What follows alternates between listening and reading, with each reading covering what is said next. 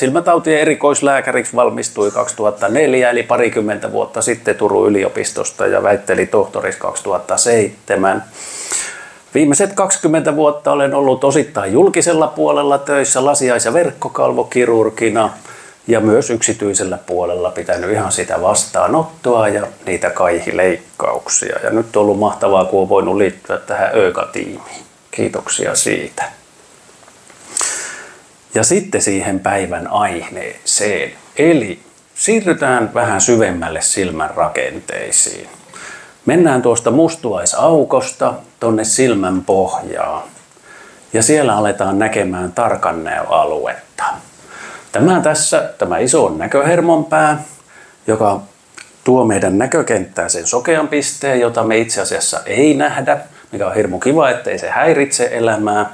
Mutta nämä ylimääräiset keltaiset täplät on jo niitä druuseneita, jossa äsken Tero puhui. Tuolla oikeanpuoleisessa kuvassa näkyy normaali silmänpohja ja siellä kuuluisi olla keskellä tämmöinen tummempi kohta, tarkannäöalue, ja siellä ei kuuluisi olla näitä täpliä. Jos katsotaan vähän tätä rakennetta, silmän rakennetta enemmän, niin äsken me sukellettiin tuossa videolla tuosta mustuaisaukosta tonne silmän sisään. Eli valo siis kulkeutuu, kun katsotaan jotain kohdetta suurimmalla osalla, ainakin merkittävällä osalla meistä silmälasien läpi silmän pintaan. Ja ensin se valo taittuu tässä sarveiskalvolla, sen jälkeen siellä silmän omassa linssissä mykiössä.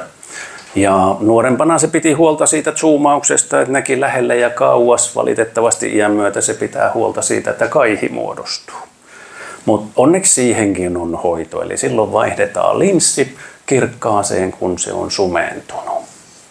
Valo jatkaa matkaansa tänne silmän pohjaan tarkannäöalueelle, josta käytetään nimitystä myös makula.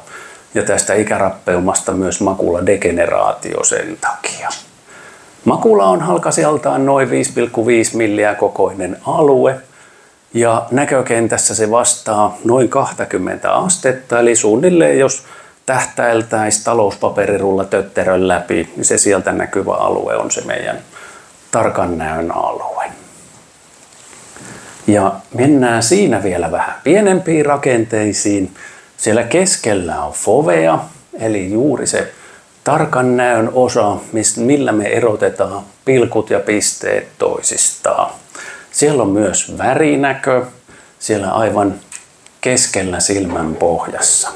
Siellä on tämmöinen useampi solukerros, valo tulee täältä vasemmalta oikealle ja päätyy tonne pigmenttisoluihin, joka on sitten aistinsolujen alla oleva huoltojoukkosolukko. Kun tarkastellaan vähän tarkemmin tätä huoltojoukkoporukkaa, eli se jäi nyt tänne pohjalle, se on tämä raita täällä. Normaalissa silmänpohjassa kaikki on hyvässä järjestyksessä, foveakuopakkeessa valo tulee sinne pohjalle ja pysähtyy tonne pigmenttisoluihin. Ja niiden tehtävänä on hoitaa aineenvaihduntaa, huolehtia aistinsolujen hyvinvoinnista, tuoda ravintoaineita, viedä jätöksiä pois ja pitää huolta. Edelleen syy on tuntematon, että mikä se perimmäinen syy tässä ikärappeumassa on, muu kuin ikääntyminen, ja sitähän me ei haluta lopettaa, vaan selvittää, että mitä voitaisiin tehdä. Tiedetään, että alkuvaiheessa alkaa kertymään näitä kellertäviä muutoksia, proteiineja tonne pigmenttisolukon alle, ja pikkuhiljaa niitä tulee lisää. Siihen on vedetty vähän semmoinen veteen piirretty viiva, että muutama pieni saa olla, mutta sitten kun niitä on yli 30, niin sitten se onkin jo tautia. Tai kun ne on isompia kuin näköhermonpään pienet suonet, jotka on halkasijaltaan noin 63 mikrometriä. Eli se raja on pikkusen tämmöinen veteen piirretty. Kun niitä alkaa olemaan paljon, niin ongelmana on, että pigmenttisolut voi huonosti. Ne alkaa pikkuhiljaa kasautumaan. Sen jälkeen sieltä alkaa puuttumaan pigmenttisoluja, ne heittää hanskat tiskiin ja sen seurauksena aistinsolut voi huonosti. Kun ne ei saakaan enää tarvitsemaansa huolenpitoa, alkaa niitäkin harvenemaan ja pikkuhiljaa ne valoaistivat solut kärsii niin paljon, että nekin rupeaa sieltä häviämään. Ja silloin näkökenttään tulee valitettavasti tyhjä kohta siihen, mistä aistinsolut puuttuu. Tässä vasemman puolessa kuvassa on oikein tyypillinen värikuva. Vähän utuinen, näkyy isokokoisia ruusentäpliä, niitä keltaisia täpliä. Ja tässä mustavalkokuvassa vieressä ne näkyy vähän paremmin. Siellä näkyy jo pikkuset, mutta ei kovin selkeästi, että vähän on niin kuin pigmentin kokkaroitumista, tulee vaaleampia kohtia. Ja kun valitettavasti vuosien varrella tauti menee eteenpäin, niin huonoimmillaan se voi jatkua tämmöiseksi, että siellä on oikein tämmöinen kookas pyöreä puutos, missä ei ole enää aistinsoluja. Toi viereinen autofluoresenssikuva, siinä noi aistinsolupuutosalue, pigmenttipuutosalue näkyy tommosena ihan mustana. Se minkä takia täällä on American Academy of Ophthalmology mainos on, että kuvat on otettu heidän oppikirjastaan. Muuten ei ole tarkoitus mainostaa. Mutta mitä sitten tarkoittaa näkemisen ongelmina? Vasemmalla ylhäällä siellä on normaali kuva, eli kaikki hyvin. Seuraavassa keskimmäisessä kuvassa on jo alkavaa, kuivaa ikärappeumaa. Ja sitten kun se etenee, niin tuo tumma alue siellä laajenee. Pikkuhiljaa, ei tapahdu päivissä, ei viikoissa, vaan pitemmällä aikavälillä. Yleensä alussa vuosissa hitaasti, mutta siinä vaiheessa kun se etenee niin, että siellä on merkittävää huononemista, niin huonoimmillaan jo rivin vuodessa voi huonontaa. Loppuvaiheessa siellä on tämmöinen kohta keskellä, jolla ei näe, ja harmittavaista on, että se ei leiju minnekään, sen ohi ei pääse näkemään, vaan se on just aina siihen, mihin tähtää. Ja ymmärrettävästi vaikuttaa erityisesti lukemiseen. Tarvii saada kirjainkokoa isommaksi, suurennuslasi auttaa, kun saadaan kirjainkoko niin isoksi, että se on riittävän iso, että se näkyy tästä tummasta alueesta huolimatta. Aina kaikille se ei tule ihan mustana alueena, vaan voi näkyä harmaana, vaaleana laikkuna. Osalle tulee lisäksi vielä kuvavääristymää. Lipputanko ei olekaan ihan suorassa, vaan se on mutkalla tai siitä puuttuu palane. Tai räystäät voikin roikkua hieman poikkeavasti toisella silmällä katsoessa. Se, minkä takia ollaan täällä, mistä jo Tero puhuu, on nyt tämä Lumiteram Oyn tekemä fotobiomodulaatiolaite. Ja ajatuksena tässä on, että eri valon aallon pituuksilla saadaan sinne suoraan silmän pohjaan ohjattua aktivaatiota. Eli tällä hoidolla on todettu, että saadaan tehostettua solutason mitokondrioaineenvaihduntaa. No, mitokondrio on siellä solun pieni osa, voisi sanoa, että se on semmoinen energia kautta välittäjäainetehdas. Ja kun sitä saadaan aktivoitua, saadaan energiaa enemmän liikkeelle ja se solu taas jaksaa toimia paremmin vaativassa ympäristössä. Toi tarkan näön alue on elimistössä se kohta, joka kuluttaa eniten happea per 4 millimetri verrattuna koko muuhun elimistöön. Eli siellä tapahtuu paljon. Tässä seuraavana on tämmöinen animaatiokuva, kun sukelletaan tuonne verkkokalvon sisälle. Tässä mennään jo verkkokalvosolujen välistä ja nyt ollaan solun sisällä. Ja tehty tämmöinen mitokondrio tähän. Ja täällä on tämmöistä valoaktivaatiota vastaanottava kohta, cytokromi C-entsyymi. Ja tuolla tulee se aktivaatio, saadaan elektronifirtausta, joka saas aukaisee protonikanavan niin, että saadaan solun väliseinän väli elektronivirtaus muuttumaan, eli sähköinen gradientti, ja se taas aktivoi vieressä olevaa ATP-tuotantoa, eli sitä energiatuotantoa. Sen lisäksi se myös aktivoi välittäjäaineita. Tällä tavoitteena saada se solu kestämään paremmin, toimimaan paremmin, jaksamaan kauemmin. 3 eri aallonpituutta annetaan tässä hoidossa. Ja tuossa yläkuvassa videossa nyt pyörii, että mitä siellä oikein tapahtuu. Ensin on 35 sekunnin hoito, jossa tulee keltaista välkkyvää valoa. Ja siinä vaiheessa on tarkoitus pitää sitä hoidettavaa silmää niin paljon auki kuin mahdollista. Toki saa räpytellä tarpeen mukaan. Sen jälkeen tulee 90 sekunnin eli 1,5 minuutin hyvin voimakas, intensiivinen punainen valo. Tunne on vähän niin kuin auringon paisteessa laittaisi silmää kiinni, että sen kyllä tuntee, että se valoenergia tulee sieltä luomen läpi. Tämän jälkeen toistetaan uudelleen se 35 sekunnin välkkyvä valo ja uudestaan 90 sekuntia sitä punaista valoa. Eli hoito kestää hieman alle 5 minuuttia per silmä. Ja hoito on toistettava muutaman kerran. Ei valitettavasti ihan 5 minuuttia kertahoitona riitä loppuelämäksi. Vaan ideana on se, että 3 viikon aikana, eli 3 viikossa 9 hoitokertaa. Ja vaikutus tulee sen ensimmäisen sarjahoidon jälkeen jo. Ei tarvitse odottaa kuukausia tai vuotta, niin kuin jollakin lääkkeellä, että hoito alkaa tapahtumaan. Jotta se paras taso saadaan ylläpidettyä, laitevalmistaja suosittelee 4 kuukauden välein tämän hoidon toistamista. No, onko tälle hoidolle jotain estettä? Neurologinen sairaus epilepsia, se on este laitevalmistajan mukaan, eli siinä välkkyvä valo voi aiheuttaa tämmöisen epileptisen kohtauksen. Ihotaudeilla on valolle herkistäviä lääkkeitä käytössä.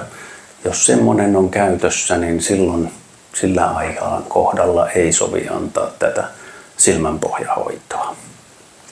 Migreenipotilaat on vähän tapauskohtaisesti. Tässä laitevalmistaja ei suosittele tämän välkkyvän valon takia hoitoa, mutta toiset on sille välkkeelle herkempiä kuin toiset, eli ei ole ihan niin absoluuttinen ei. No, mitä ennen hoitoa? Ajatuksena, että tiedetään missä mennään, tarkistetaan näöntarkkuudet, öykassa meillä tekee optikkone, katsotaan mitä näkee, sekä kontrastinäkö. Sen jälkeen silmälääkärin tutkimus, poissuljetaan, että siellä ei ole muita sairauksia, mitkä jäisi sitten mahdollisesti varjoon, kun keskitytään tähän hoitoon siitä eteenpäin. Glaukkooma ei ole este, diabetes ei ole este, alkava kaihi ei ole este, eli tämä on hyvin turvallinen hoito. Ennen hoidon aloitusta otetaan silmänpohjakuvat sekä valokerroskuvaus, josta yleensä käytetään sanaa OCT-kuvaus. Tarkoittaa tämä valokerroskuvaus sitä, että me päästään näkemään verkkokalvon rakenteet paljon tarkemmin kuin pelkästään valokuvassa. Ideana on, että näkyvän valoaallon pituudella tässä on kuvattu silmänpohjaa ja katsottu, miten siellä valo heijastuu ja päästään noin 3 mikrometrin tarkkuuteen. Tässä vasemmalla puolella on terve normaali verkkokalvo ja tuolla oikealla puolella eli fovea kuopake tuossa keskellä. Tuossa oikealla puolella siellä on aika paljon tavaraa tuolla fovea kuopan alla, eli siellä on runsaat ruusen kertymät. Ja ei ole ihme, jos tuossa tilanteessa jo tulee suoriin pintoihin vähän mutkaa. Pitkään jatkuessaan, kun siinä oli aikaisemminkin puhetta siitä, että jos tulee semmoinen atrofinen kohta, mistä ne aistinsolut puuttuu, niin valitettavasti se kyllä näkyy noissa OCT-kuvissa. että sieltä melkein, harvoin onneksi näin näkyy, että melkein kaikki kerrokset puuttuu. Niin kuin tuosta keskeltä ihan kaikki puuttuu. Yleensä näkyy vaan, että pohja alkaa häviämään, ei ole enää aistin soluja. Mutta se hyvä juttu, mitä nyt on saatu, on, että 4 kuukauden välein annetulla hoidoilla 75%, eli 3/4 on saatu taudinkulku pysähtymään ja osalla saadaan näköä jopa paranemaan ja silmänpohjasta noita ruusenmuutoksia ynnä muita muutoksia poistumaan. Valitettavasti muuten tämä on krooninen etenevä sairaus. Erityisen hyviä tuloksia tutkimuksessa on saatu siinä vaiheessa, kun näkökyky laskeutuu siihen ajokorttirajalle. Meillä miehillä varsinkin se on aika kriittinen raja, että saako pitää korttia ajaa autoa vai ei. Niin tässä tutkimuksessa todettu, että joka toisella saatiin rivinäköä lisää. Eli jos se oli siinä kiikun kaakun 0,5, mikä on niin kuin tuon vihreän alleviivatun rivin yläpuolinen rivi, niin siitä päästään sitten 0,6 eli riviä alemmas. Ja mikä parasta, tässä on vähän ehkä kummallinenkin käppyrä, mutta ideana on, että tämä vihreä käyrä kertoo, että se hoidon tulos säilyy. Tämä on niin uusi hoito, että meillä on vasta 2 vuoden tulokset täällä näkyvissä. Ja itse asiassa nämäkin julkaistiin vasta joulukuussa. Jo kuukauden kohdalla, kun on otettu kontrollia, eli ne kaikki 9 hoitoa, kun on annettu, näkö on lähtenyt paranemaan ja se on jatkunut sinne 2 vuoteen saakka. Tämä vaikuttaa myös kontrastinäköön tarkan näkemisen lisäksi, eli on helpompi harmaista pinnoista erottaa sekä pitäisi parantaa myös värinäköä. Tässä on muutama kuva hoidetuista potilaista, eli nämä on niistä tutkimusjulkaisuista, jossa ruusenit ennen hoitoa ja hoidon jälkeen ja vastaavasti tuolla oikealla puolella pigmenttisolujen alapuolella oleva nestekertymä on lähes kokonaan poistunut.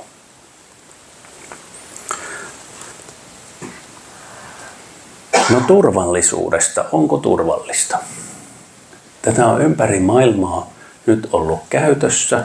EU:ssa vuosi sitten saanut myyntiluvan. Amerikassa FDA hyväksyi nyt marraskuussa tämän kuivan ikärappeuma hoidoksi. Siitä huolimatta ympäri maailmaa on yhteensä laitevalmistajan mukaan annettu yli 30 000 hoitoa, eikä ole silmille todettu haittaa. Ihotaudeilla fotobiomodulaatiohoito on ollut käytössä vuosikausia, liki 10 vuotta. Esimerkiksi aknen hoitoon, erilaisten pintasuonien hoitoon. Ja siellä on erittäin turvalliseksi todettu hoitomuoto.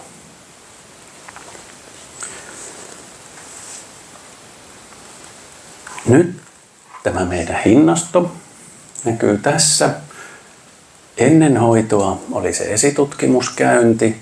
Siitä yhteensä tulee 340 €, kun tulee tuo näöntarkastus ja silmälääkärin kattava yhteistarkastus, silmänpohjakuvaus ja makula OCT-kuvaus, toimistomaksuinen miinus Kela-korvaus.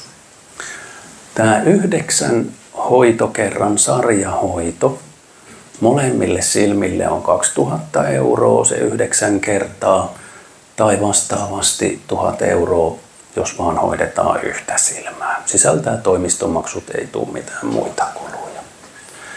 4 kuukauden kohdalla suositellaan kontrollia ja silloin päästään näkemään hoitotuloksia.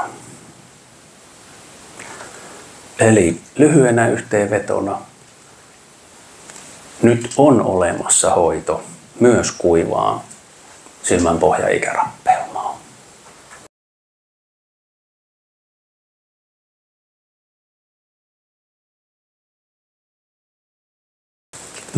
Ei ole selkeää tutkimustulosta, mutta siihen ei pitäisi olla estettä. Eli kyllä voi hoitaa. Jos siellä ne aistinsolut on hävinnyt, niin niitä ei valitettavasti takaisin saada. Ajatuksena, että OCT-kuvauksessa päästään näkemään, että mikä se tilanne on tutkimuksissa. Kommentoin sen verran, että kaikille tuskallisen oloista on ollut seurata hyvinvointialueiden kitkuttelua tässä viime aikoina. Se, että vaikka me ollaan pieni yksityinen sairaala, niin meillä on mahdollisuus tehdä tällaisiin uusiin innovaatioihin nopeita päätöksiä ja ratkaisuja. Ja julkinen puoli tällä hetkellä on todella kovilla ja tällaisten uusien laitehankintojen suhteen niin ollaan todella kriittisiä siellä, koska ei vaan sitä rahaa tahdo olla. Se on ihan selvää, että tällainen näin tärkeä hoito kuuluisi olla myös julkisella puolella saatavaksi. Asiakkaita Suomessa on yli 100 000 ja sekin on hyvin epämääräinen luku, mutta reilusti yli. Eli tarve on kova. Ja me ei pystytä myöskään kaikille sitä tarjoamaan ja se tekee meillekin kustannuksia toki laitehankintamuodossa ynnä muuta, mutta ainakin meillä on mahdollisuus sitä tarjota teille, vaikka se kustantaa aika laillakin. Ja toivottavasti tulevaisuudessa vielä on julkisella puolella. Hyvä kysymys. Kuuluuko tämä? Kuului. Eli voiko olla vaan toisessa silmässä, niin kyllä voi. Valitettavan usein tulee myöhemmin myös toiseenkin silmään. Voi olla vuosien väliä. Ja yksilöllistä, henkilökohtaista, mutta kiusallisen usein molempiin silmiin. Mutta tämmöisiäkin tapauksia olen nähnyt, että on 10 vuotta seurattu toisen silmän pohjan muutosta ja toinen on ollut ihan priima. Geenit on joskus ihmeellisiä.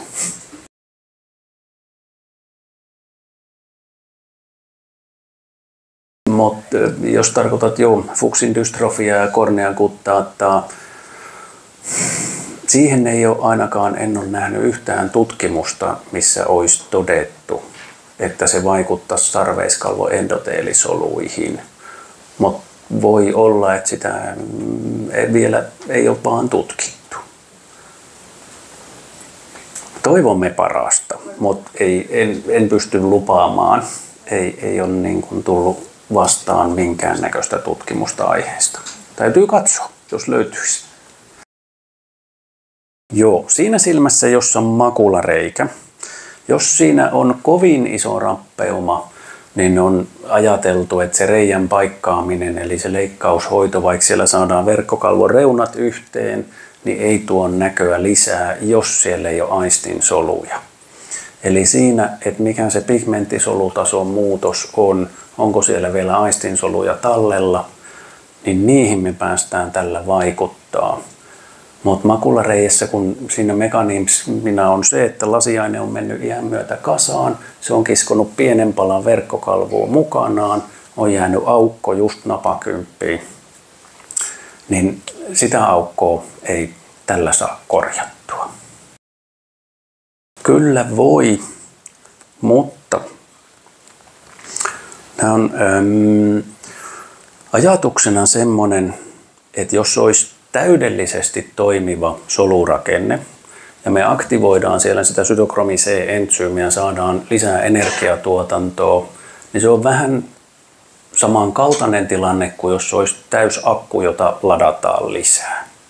Mutta jos siellä on jo muutoksia, orastaviakin muutoksia, niin niiden etenemiseen tämän kyllä pitäisi hidastaa. Nyt meillä on nämä 2 vuoden tulokset. Tuo on erinomainen kysymys, eli kysyttiin, että kauanko tätä hoitoa jatketaan. 4 kuukauden välein. Ensimmäinen tutkimus oli semmoinen, missä katsottiin puoli vuotta ja todettiin, että 1, 3, 4 kuukauden kohdalla näkö säilyi, mutta 6 kuukauden kohdalla se oli selkeästi jo huonontunut. Ja siihen perustuu tämä 4 kuukauden välein toistettava hoito, jotta se paras mahdollinen apu siitä saataisiin. Ja nykytiedolla näiden tutkimusten mukaan sitä tarvii jatkaa. Eli ajatuksena, että kun se on krooninen sairaus, joka pikkuhiljaa vie koko ajan näköä huonommaksi, niin jotta siihen saadaan aktivoitua solutasolla ja ne solut kestämään sitä metabolista stressiä, sitä jatkuvaa työstämistä siellä, niin kyllä.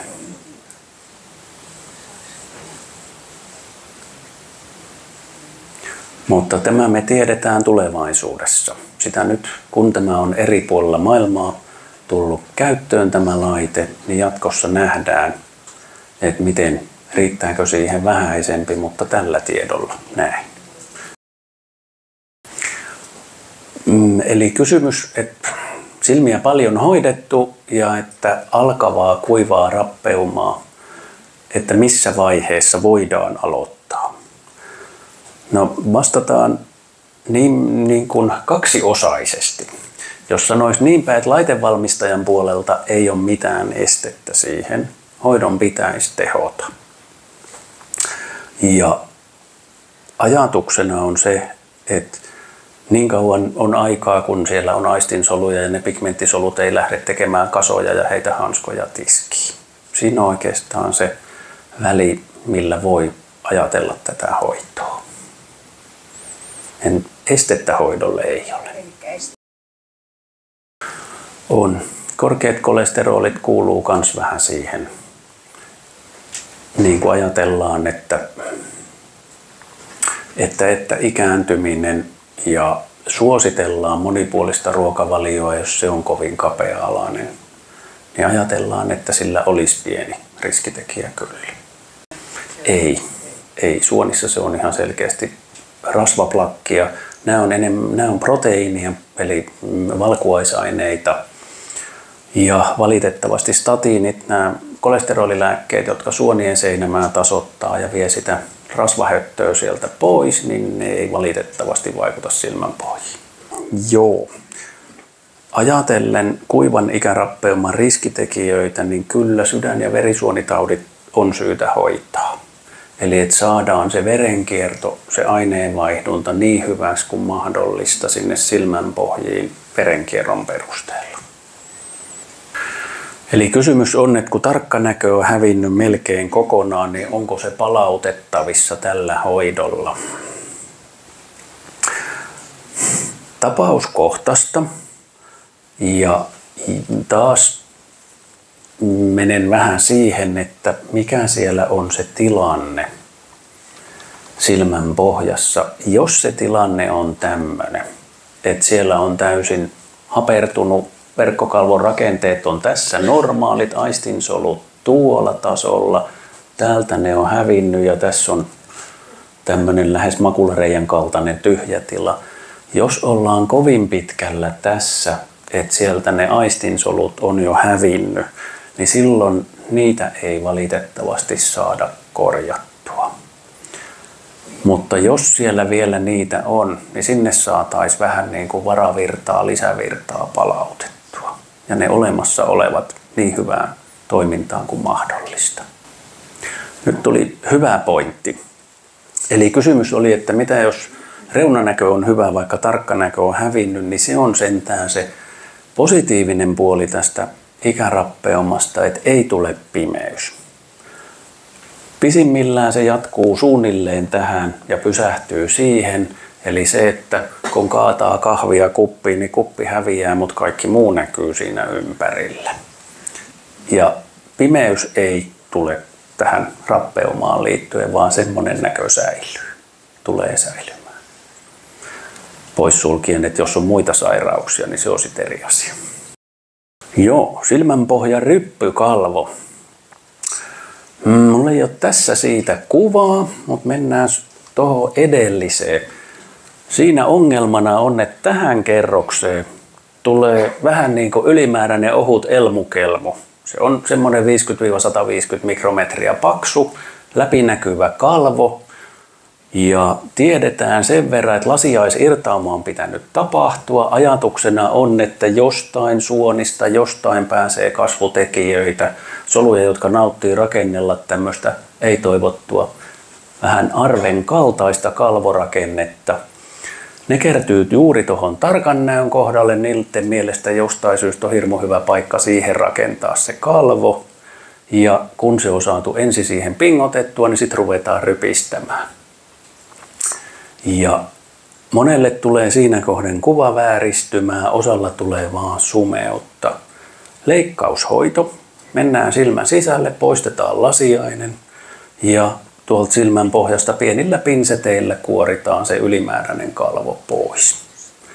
Siinä tulee pientä mekaanista kiskontaa 90.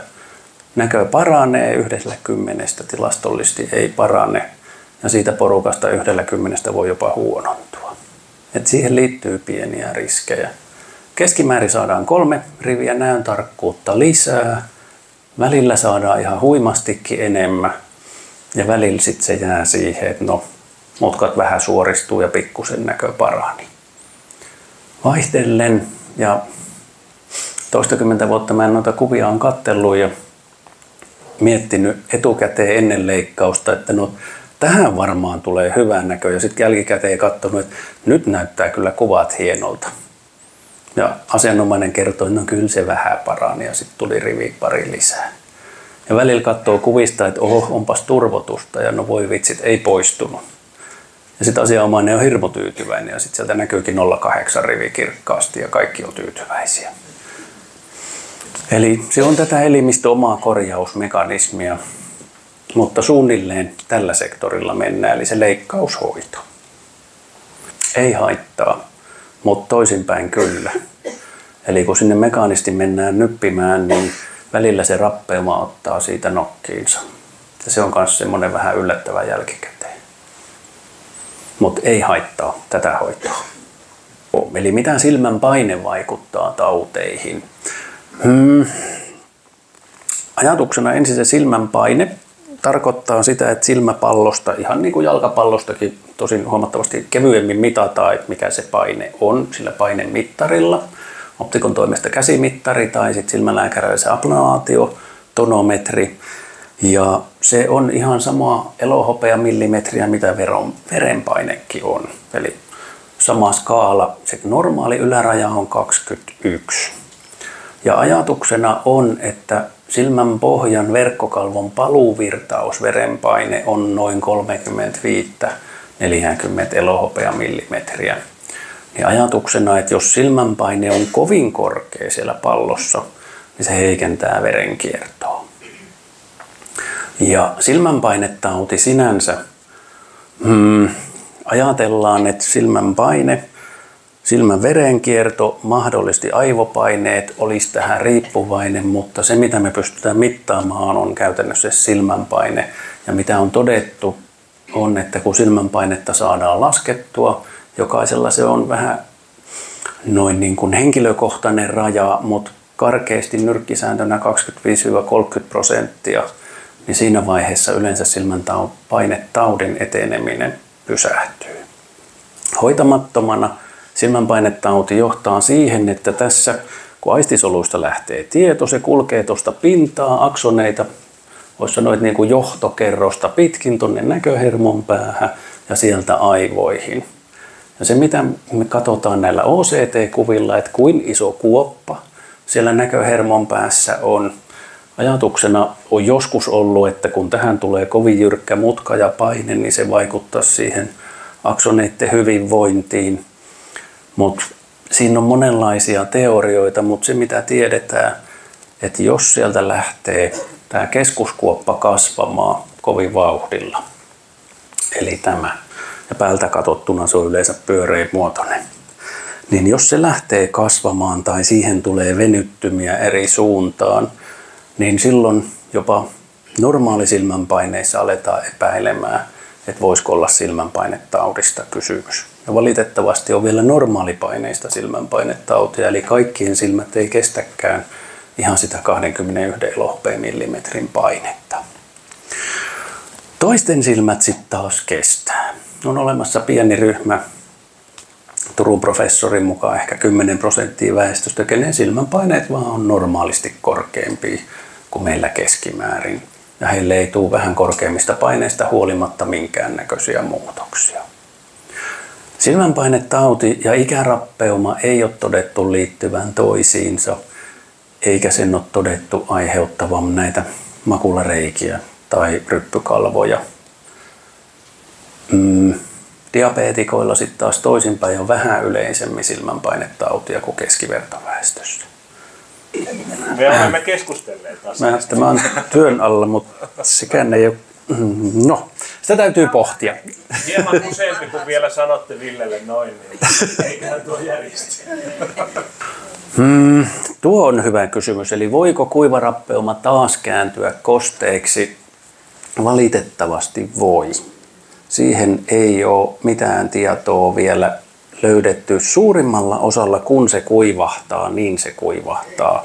Mutta sitten on se pieni joukko, että se aktivoituukin uudestaan. Fotobiomodulaatiohoidossa 590 nanometri aallonpituus, sen tehtävänä on vähentää VEGF-tuotantoa, eli kun nämä silmää inisoitavat lääkkeet on anti-VEGF-lääkkeitä. Mutta noissa tutkimuksissa siitä huolimatta osalla on tullut kostea ikärappeuma. Vielä takaisin, kyllä. Eli suojaavaa vaikutusta, mutta jos se geneettinen alttius siellä on, eli sitäkään syytä ei tiedetä, että miksi sieltä lähtee uudissuonet kasvuun, tulee turvotusta, niin se voi valitettavasti vielä tulla. Kuten sydän- ja verenkiertoelimistöpuolella oikein positiivinen vaikutus. Kannatetaan, suositellaan. Monipuolista ruokavalioa ja liikuntaa. Eli hyvä kysymys. Silmätippoja tarviiko käyttää? Miksi tarvii? Miksi aina silmälääkärit sanoo, että laita niitä kostutustippoja? Laita enemmän. Laita vielä enemmän. Niin tämä johtuu siitä, että kuivasilmäisyyttä on tosi paljon. Se on sitten taas ihan silmän pintakerrosten ongelma. Nyt tällä hetkellä ajatuksena on, että silmän luomien apukyynelrauhaset, meibomirauhaset erittää huonosti rasvakerrosta siihen kyynelfilmin pintaan. Nyt on viime aikoina paljon puhuttu siitä, että saa hieroa luomia ja pitäisikin vähän painella ja putsata ja sitten sitä voitelua riittävästi.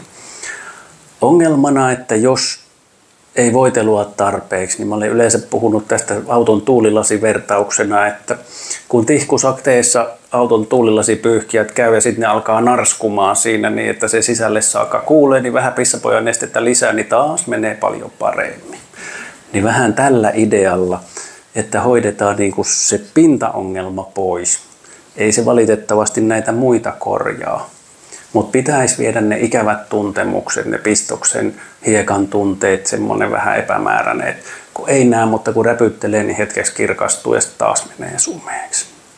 Siihen näiden voiteluaineiden pitäisi auttaa.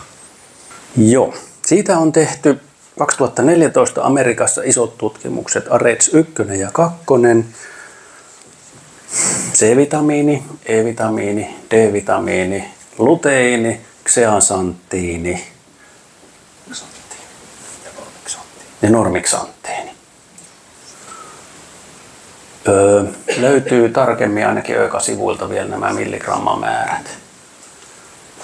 Eikö löydykin? Mutta semmoinen kuin AREDS 2 tutkimus, jos ei vielä löydy, niin sitten me tehdään sinne sellainen. Kyllä. Onko syytä suojata silmiä aurinkolaseilla? Kyllä.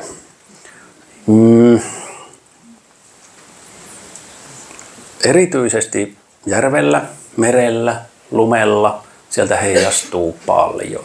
Silloin on ihan merkittävää suojahyötyä aurinkolaseista.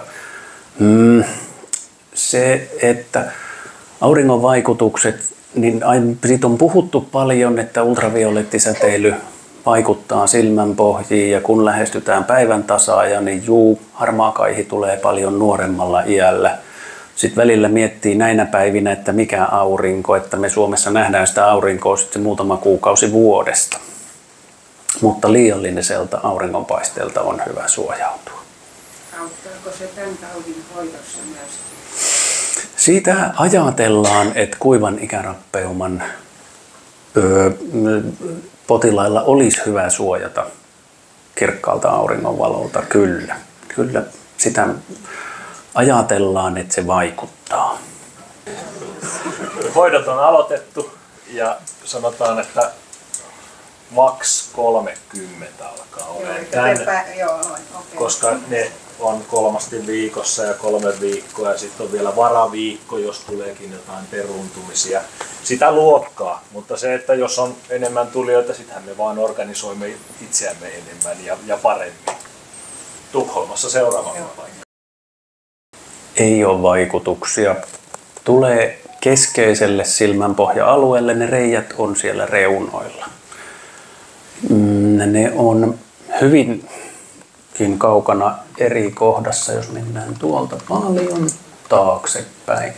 Yleensä verkkokalvoreijät tulee tälle alueelle, tyvilasiaisen alueelle, että voisi todeta, että ne on niin kuin täällä, ja kun toi hoito ohjataan tonne tarkannealueelle.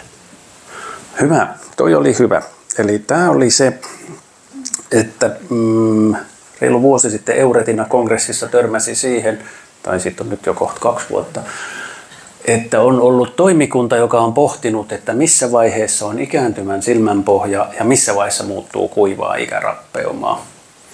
Ja yksi selitys oli se, että kun siellä on pieniä ruuseneita, jotka on siis pienempiä kuin tuommoinen verisuoni, eli alle 63 mikrometrin kokoisia, ja niitä on alle 30, niin se on vielä ikääntyvään silmänpohjaan ja kuuluu ikääntymiseen. Mutta sitten kun niitä on enemmän, niin sitten se onkin ikärappeumaa tai ne on isompia.